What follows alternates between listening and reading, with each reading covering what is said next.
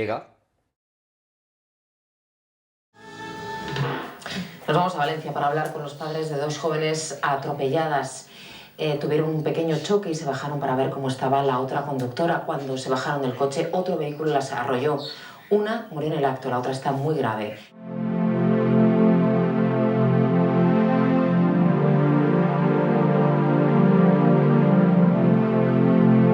Soy Rosa González Soldado y este es el principio de una gran lucha.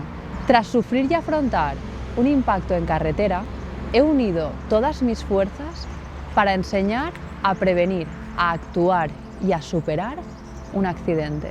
Conmigo nace Vive. De Vive nace una asociación que lucha por ayudar a nuestras víctimas de accidente desde los mismos hospitales. De la asociación nace una carrera, por y para ellas, por nuestras víctimas. Vívela. Por su lucha, vívela. Por su fuerza, vívela. Por su energia, vívela. Por su esfuerzo, vívela. Por su superación, vívela. Volem donar suport a esta iniciativa solidària. T'esperem el dia 10 de març en Vive la Carrera Solidària.